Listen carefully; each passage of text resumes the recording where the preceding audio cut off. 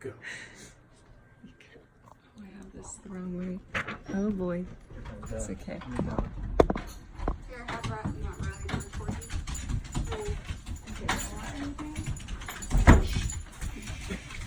Many people think that a pit bull is a breed of dog, but actually the word or breed pit bull came from 1835 when bull baiting, which was a game or a thing that they did where they would use dogs to try to pin a bull down, but in the UK. But when that was banned, they turned to underground dog fighting because it was easier to hide from the authorities.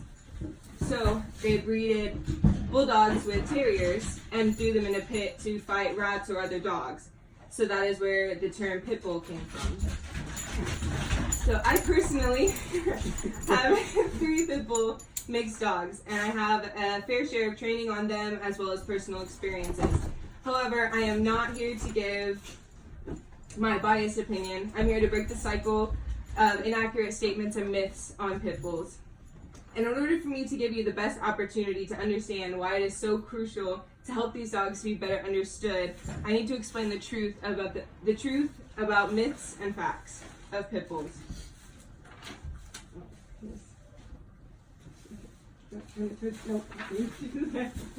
So the history of the pit bull.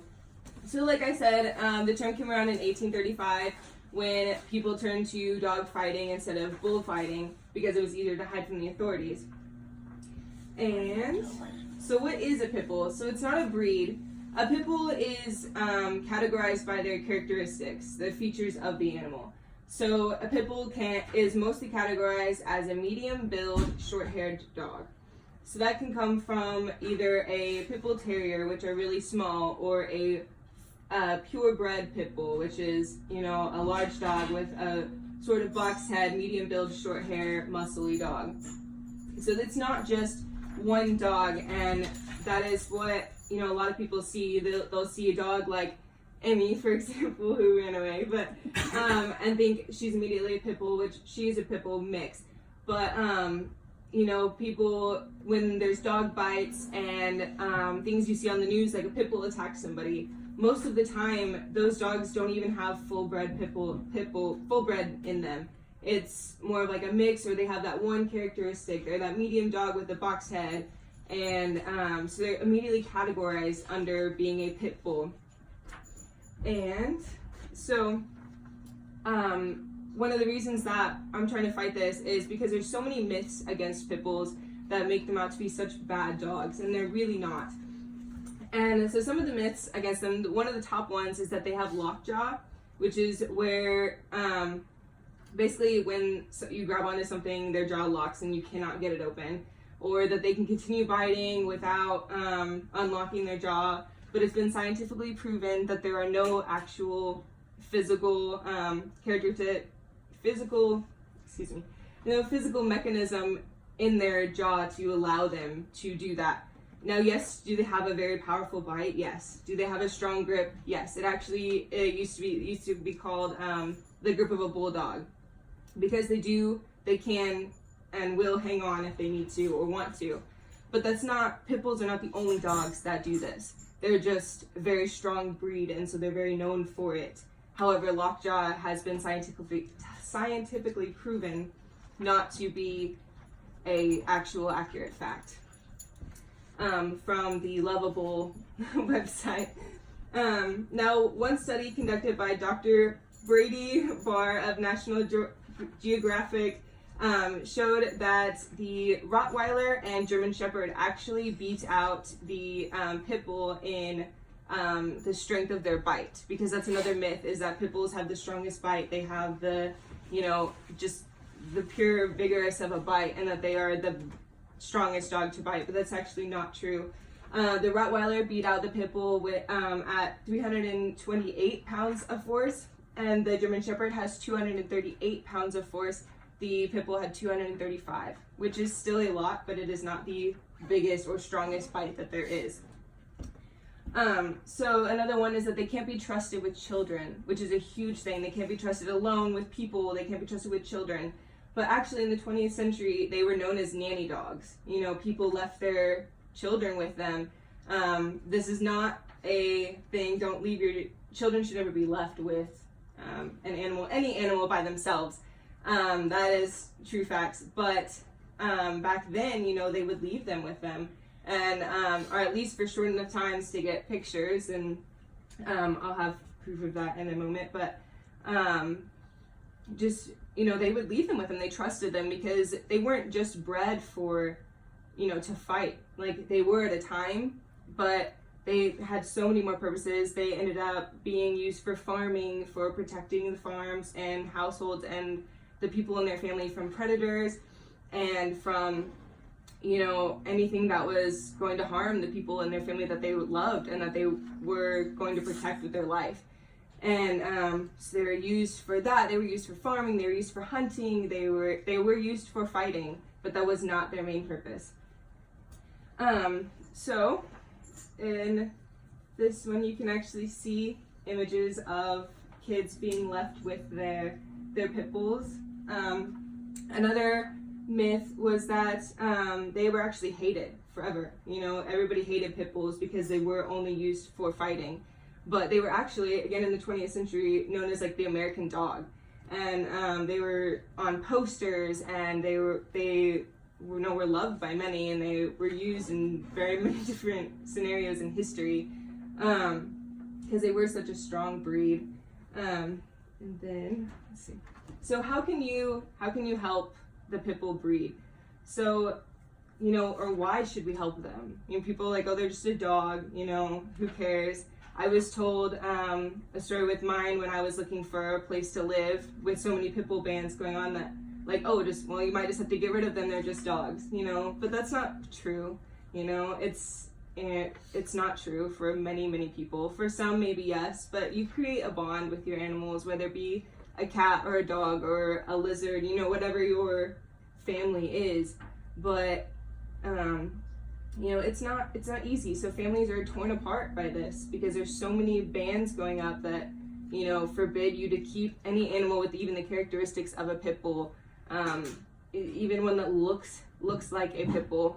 Like where I live in Junction City, Kansas, or around where I live, Junction City, Kansas has a ban. They can't even look like pit bulls, or they can be taken. And there was actually a lady who lives in Junction City that her dogs were taken while she was at work. Like the police just came in and took them because they were pit bulls, and she couldn't get them back unless she agreed to leave and or get rid of them. So it's a huge family stressor.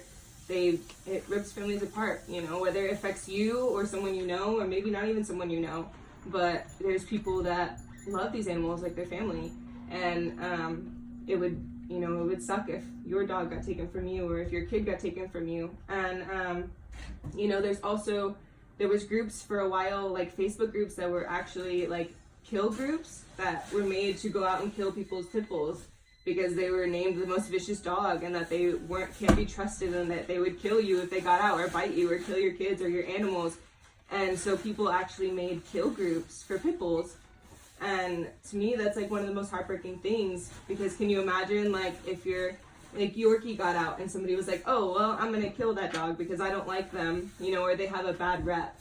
And, it's really heartbreaking. And I think that if we take a step back and look at not just our lives, but like the lives of other people who have dogs like this, and how it affects them every day, me personally, protecting my dogs. Like if my dog gets out, it's the worst fear of mine that they're going to get shot and killed, just because they're pit bull. And that shouldn't be a fear that we should have to live with. And, you can help by going to training. If you have a pit bull, you can go by just going to classes and helping, fight bans like this, even if you don't have a pit bull or you don't ever want to get a pit bull, and that's fine. I'm not trying to persuade you to get one. I'm trying to persuade you to help the breed. Help the people who do have them that are so nice.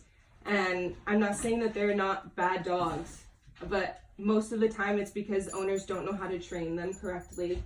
Owners don't know how to live with them. They don't know how to train them. They don't know how to, it's just like a kid. They don't know how to grow, like build them up to be, a dog that listens and a dog that understands right from wrong. Dogs make mistakes. I've been attacked by littler dogs more than I have ever by a big dog, you know? And so it's all stereotypical, and it's just something that we have to fight, you know, together as a country, as, you know, the world, you know? And so, but yeah, so a lot of different training. That's the biggest thing, is that if you have one, or if you know people with them, like, train them and have them understand, like, research different facts and different things about pit bulls, because they are super smart. They are such a smart breed, and they just have such a bad rep. They really do. And as, like, states, you know, are making these bans, it's just making it even harder and harder. And there's actually studies showing that there's about 1.2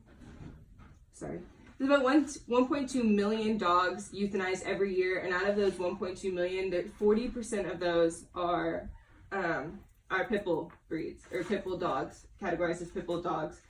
And it's just, excuse me.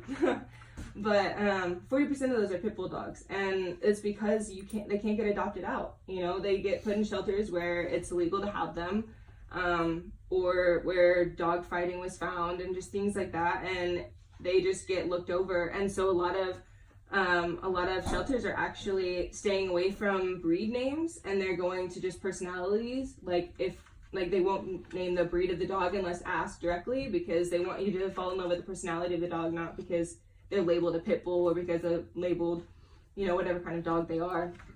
And I think that that's one of the biggest things that they're doing to help, because they can't do much else. You know, they can't force people to have these dogs. They can't force people to look into all of this stuff to, you know, help. They can just do what they can. So I'm just asking that when you have a chance, you know, do your facts, do your research, and really look into how loving these dogs can be and how stereotyped they really are, because, you know, they're one of the most hated breeds in the United States, and it's really unfair to them when, you know, 90% of the time it's people who believe myths and things that aren't true. So advocate for those who can't advocate for themselves. So thank you. Yay.